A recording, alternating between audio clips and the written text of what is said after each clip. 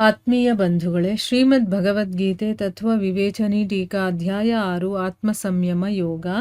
ಇದರಿಂದ 30ನೇ ಶ್ಲೋಕವನ್ನು ತಿಳ್ಕೊಳ್ತಾ ಇದ್ವಿ. ಓದ ಭಾಗದಲ್ಲಿ ನಾವು ಗೋಪಿಕೆಯರು ಹೇಗೆ ಈ ಜಗತ್ತನ್ನು ಕೃಷ್ಣಮಯವಾಗಿ ಕಾಣ್ತಾ ಇದ್ರು ಅನ್ನೋದ್ರ ಬಗ್ಗೆ ನಾವು ತಿಳ್ಕೊಂಡು, ಅವ್ರು ಹೇಗೆಲ್ಲ ಮಾತಾಡ್ಕೊಳ್ತಾ ಇದ್ರು, ಎಲ್ಲ ಕಡೆ ಅವನೇ ಇದ್ದಾನೆ, ಕಾಮ ವಿಜಯ ಕೃಷ್ಣನೇ ಎಲ್ಲ ಕಡೆ ಕಾಣಿಸ್ತಾ ಇದ್ದು ಕಾಮ ಭಾವನೆಯೇ ಸಂಪೂರ್ಣವಾಗಿ ನಷ್ಟ ಆಗ್ಬಿಟ್ಟಿದೆಯೇನೋ ಅನ್ನೋ ರೀತಿ ಪರಮ ಪ್ರೇಮದ ಸಾಗರನೇ ಉಕ್ಕೋದಕ್ಕೆ ಶುರುವಾಗತ್ತೆ ಅವರಲ್ಲಿ. ಆ ರೀತಿ ಮತ್ತೆ ಒಂದು ಪಕ್ಷಿಯ ಕಂಠದಲ್ಲಿ ಅವನನ್ನು ನೋಡ್ತಾರೆ, ಒಂದು ಕುಂಜವನದ ಲತೆಯಲ್ಲೂ ಕೂಡ ಅವನೇ ಕಾಣಿಸ್ತಾ ಇರ್ತಾನೆ. ಇಡೀ ಜಗತ್ತೇ ಶ್ಯಾಮಮಯವಾಗ್ಬಿಟ್ಟಿದೆ ಅಂತಂದ್ಬಿಟ್ಟು, ಇಲ್ಲ ನಮ್ಮ ಕಣ್ಣುಗಳೇ ಕೃಷ್ಣಮಯವಾಗಿದೆಯೇನೋ, ಅದಕ್ಕೆ ನಮಗೆ ಎಲ್ಲ ಕಡೆ ಅವನೇ ಕಾಣಿಸ್ತಾ ಇದ್ದಾನೇನೋ, ಈ ರೀತಿ ಅವರು ಮಾತಾಡಿಕೊಂಡು ಬ್ರಹ್ಮಾಂಡದಲ್ಲೆಲ್ಲ ಅವನೇ ಸರ್ವತ್ರ ವ್ಯಾಪಿಸಿರೋದನ್ನು ಅವರು ನೋಡ್ತಾರೆ ಅನ್ನುವಂಥ ವಿಷಯವನ್ನು ತಿಳ್ಕೊಂಡ್ವಿ. ಈಗ ಮುಂದುವರೆದು ಇಲ್ಲಿ ಶ್ರೀಮದ್ ಭಾಗವತದ 10ನೇ ಸ್ಕಂದದ 46ನೇ ಅಧ್ಯಾಯದಲ್ಲಿ ಕಂಸ ವಧೆಯ ನಂತರ ಉದ್ಧವ ಇರ್ತಾನಲ್ಲ, ಅವನು ಪ್ರೇಮಮಯ ಗೋಪಿಯರನ್ನು ಭೇಟಿಯಾಗೋದಕ್ಕೆ ವೃಂದಾವನಕ್ಕೆ ಬರ್ತಾನೆ. ಆಗ ಶ್ರೀಕೃಷ್ಣನ ವಿಚಾರವನ್ನು ಹೇಳೋದಕ್ಕೆ ಶುರು ಮಾಡಿದಾಗ ನಂದ ಮತ್ತು ಯಶೋದೆಯರು ಹೇಳ್ತಾರೆ, ಉದ್ಧವ, ಪ್ರಾಣಪ್ರಿಯನಾದ ನಂದನಂದನನ ಓರೆ ನೋಟ ಇದೆಯಲ್ಲ, ಅದು ಉನ್ಮತ್ತ ಹಾಸ್ಯ, ಮಧುರವಾದಂತಹ ಮಾತುಗಳು, ಅವನ ಲೀಲಾ ಚರಿತ್ರೆಗಳನ್ನೆಲ್ಲ ಸ್ಮರಿಸ್ಕೊಂಡಾಗ ನಮ್ಮಿಂದ ಯಾವ ಕೆಲಸನೂ ಮಾಡೋದಕ್ಕಾಗೋದಿಲ್ಲ. ಯಾಕೆ ಅಂತಂದರೆ ಅವರು ನಮ್ಮ ಮುಂದೆನೇ ಇದ್ದಾನಲ್ಲ, ನಾವು ಇನ್ನೇನು ಕೆಲಸ ಮಾಡೋದಕ್ಕೆ ಸಾಧ್ಯ, ಅವನನ್ನೇ ನಾವು ನೋಡ್ತಾ ಇರ್ತೀವಿ ಅಂತಂದ್ಬಿಟ್ಟು. ಭಾಗವತದಲ್ಲಿ ಬರುವಂಥ ಶ್ಲೋಕಗಳನ್ನು ಇಲ್ಲಿ ಕೊಟ್ಟಿದ್ದಾರೆ. ನಾನು ಶ್ಲೋಕಗಳನ್ನು ಓದೋದಿಲ್ಲ, ಬರೀ ಅದರ ಅರ್ಥ ಹೇಳ್ತೀನಿ. ಆ ಶ್ಲೋಕ ಸ್ಮರತಾಂ ಕೃಷ್ಣ ವೀರ್ಯಾಣಿ ಲೀಲಾಪಾಂಗ ನಿರೀಕ್ಷಿತಂ ಅನ್ನುವಂಥ ಒಂದು ಶ್ಲೋಕ ಬರುತ್ತೆ.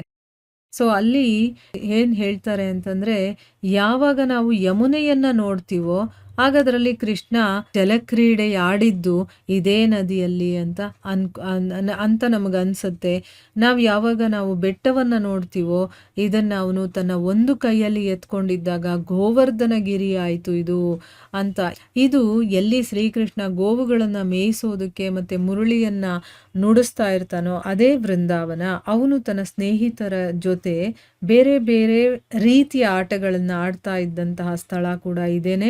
ಅಲ್ಲಲ್ಲಿ ಅವನ ಚರಣ ಚಿಹ್ನೆಗಳು ಇನ್ನೂ ಅಳಿಸದೇ ಇರೋದನ್ನ ನೋಡ್ತಾ ಇರಬೇಕಾದ್ರೆ ನಮ್ಮ ಮನಸ್ಸು ಕೃಷ್ಣಮಯವಾಗುತ್ತೆ. ನಾವು ಸದಾ ಕೃಷ್ಣನನ್ನ ದರ್ಶನ ಮಾಡ್ತಾ ಇರಬೇಕಾದ್ರೆ ಅವನು ನಮ್ಮಿಂದ ಹೇಗೆ ತಾನೇ ದೂರ ಆಗೋದಕ್ಕೆ ಸಾಧ್ಯ ಅಂತಂದ್ಬಿಟ್ಟು ಇಲ್ಲಿ ಉದ್ಧವ ಆ ಗೋಪಿಕೆಯರನ್ನ ಮತ್ತೆ ಆ ತಂದೆ ತಾಯಿಗಳನ್ನೆಲ್ಲ ಇಲ್ಲಿ ಭೇಟಿ ಆಗೋದಕ್ಕೆ ಬರ್ತಾನೆ, ನಂದ ಯಶೋಧರನ್ನೆಲ್ಲ ಭೇಟಿ ಆಗೋದಕ್ಕೆ.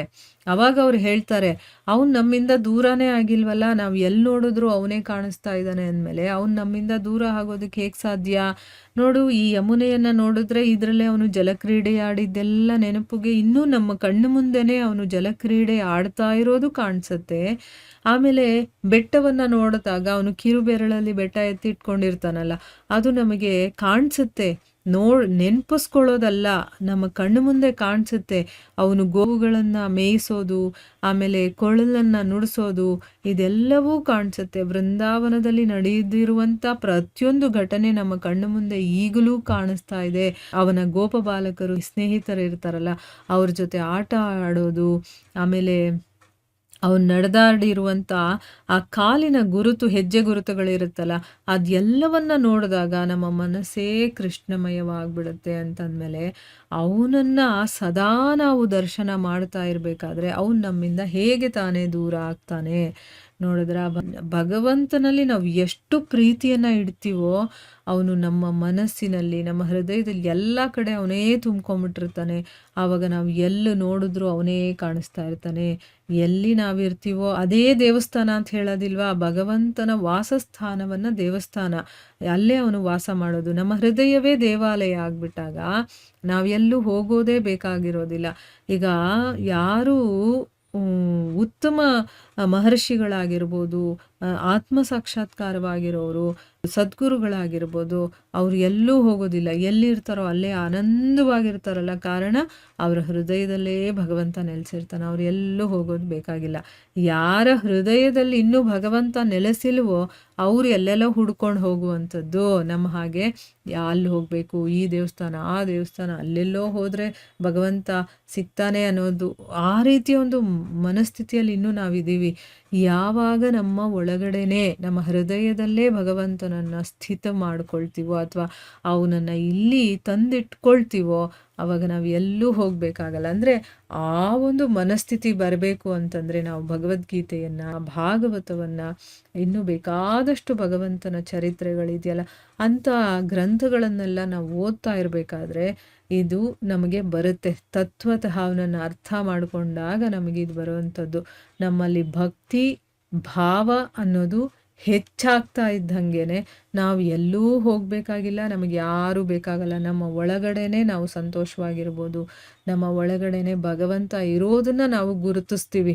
ಆ ಅನುಭವ ನಮಗೆ ಬರುತ್ತೆ. ಆ ಎಲ್ಲ ಅನುಭವಗಳು ಕೂಡ ಬರಬೇಕು ಅಂತಂದರೆ ಭಕ್ತರ ಚರಿತ್ರೆಗಳನ್ನು ನಾವು ಜಾಸ್ತಿ ಓದಬೇಕು, ಅರ್ಥ ಮಾಡ್ಕೊಳ್ಳೋ ಪ್ರಯತ್ನ ಮಾಡಬೇಕು. ಇಲ್ಲಿ ನಂದ ಯಶೋಧೆ ಹೇಳ್ತಾ ಇರುವಂಥ ಮಾತನ್ನು ಕೇಳಿಸ್ಕೊಳ್ಳಿ, ಎಷ್ಟು ಚೆನ್ನಾಗಿದೆ ಅಂದರೆ, ನಮ್ಮಿಂದ ಅವನು ದೂರನೇ ಆಗಿಲ್ಲ ಅಂತಂದಮೇಲೆ ನಾವು ಯಾಕೆ ಬೇಜಾರು ಮಾಡ್ಕೋಬೇಕು ಅಥವಾ ನಾವು ಯಾಕೆ ಮನಸ್ಸನ್ನು ಕೆಡಿಸ್ಕೊಳ್ಬೇಕು? ನಾವು ಎಲ್ಲಿ ನೋಡಿದ್ರೂ ನಮ್ಮ ಕೃಷ್ಣ ನಮ್ಮ ಕಣ್ಮುಂದೆನೇ ಕಾಣಿಸ್ತಾ ಇದ್ದಾನಲ್ಲ ಅಂತಂದ್ಬಿಟ್ಟು ಹೇಳ್ತಾರೆ. ಇದರ ಮುಂದುವರೆದ ಭಾಗ ಇನ್ನೂ ಇದೆ, ಅದನ್ನು ನಾವು ಮುಂದಿನ ಭಾಗದಲ್ಲಿ ತಿಳ್ಕೊಳ್ಳೋಣ. ಹರೇ ಕೃಷ್ಣ.